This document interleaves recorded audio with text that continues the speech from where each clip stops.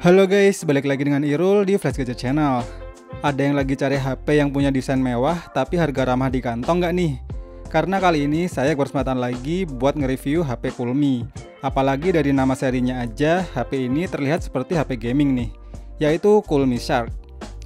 Dengan harga Rp1.065.000, kira-kira worth it nggak nih untuk dibeli dan dipakai di tahun 2021 ini? Nggak pakai lama, yuk kita buka dulu boxnya dan lihat apa aja sih isi dalam kemasan bawaannya.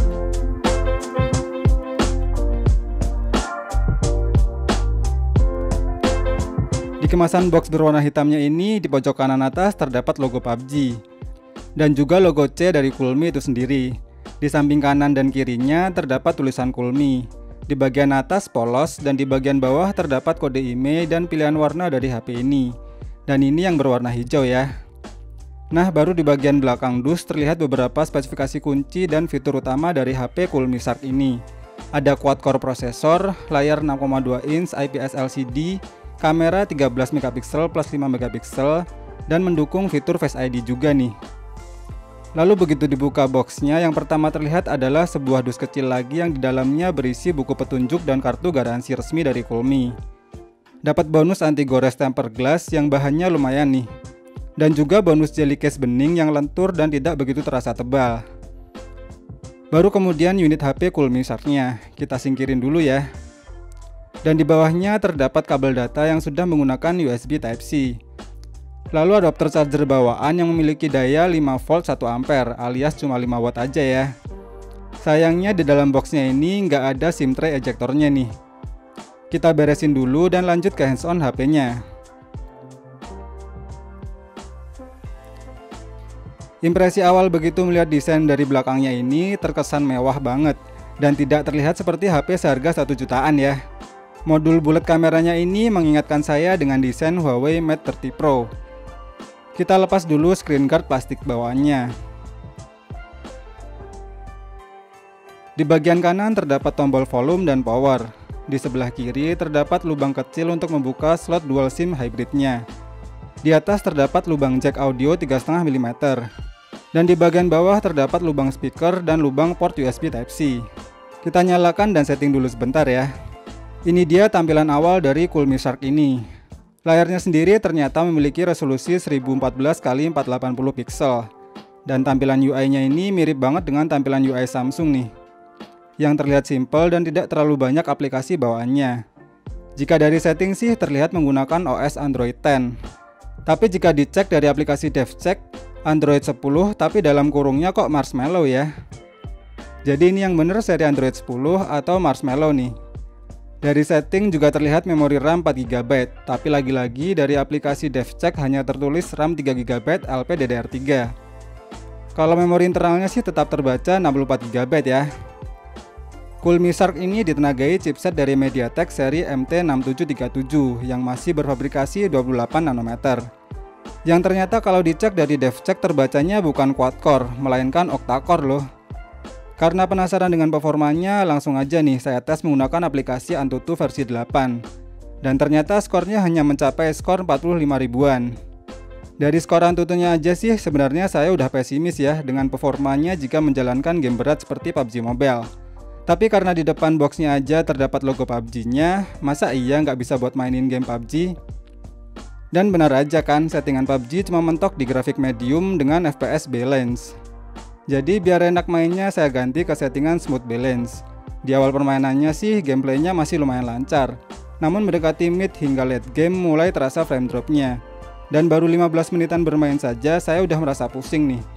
Touchscreen-nya juga terasa delay dan kurang responsif, membuat game PUBG ini kurang nyaman untuk dimainin.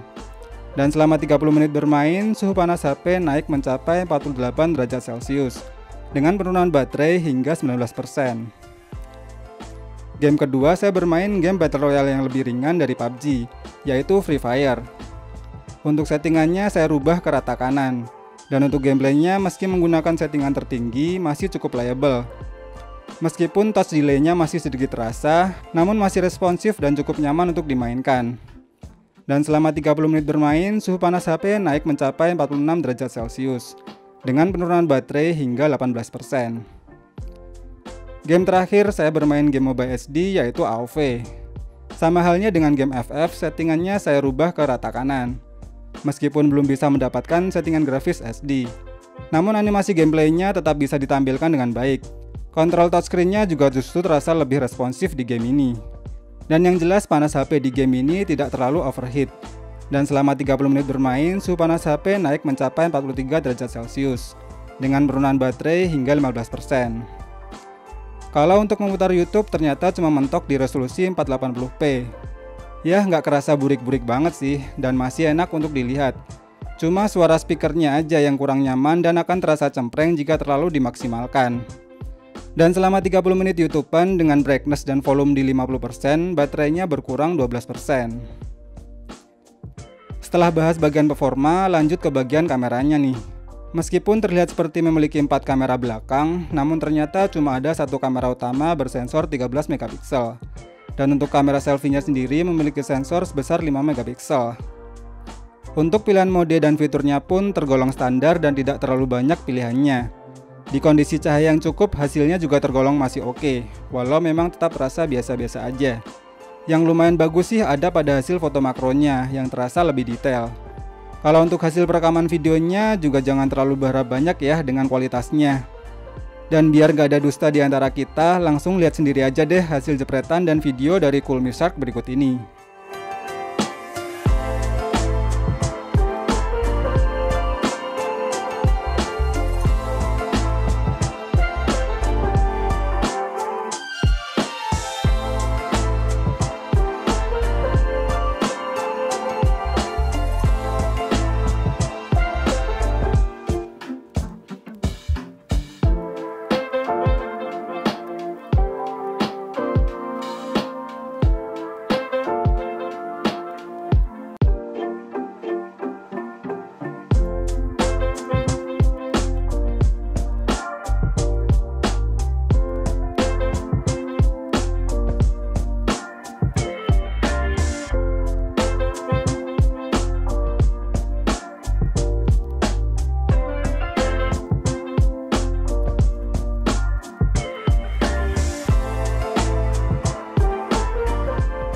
Kesimpulannya, Coolmisark ini kurang recommended sih kalau untuk dijadikan smartphone gaming low budget masa kini.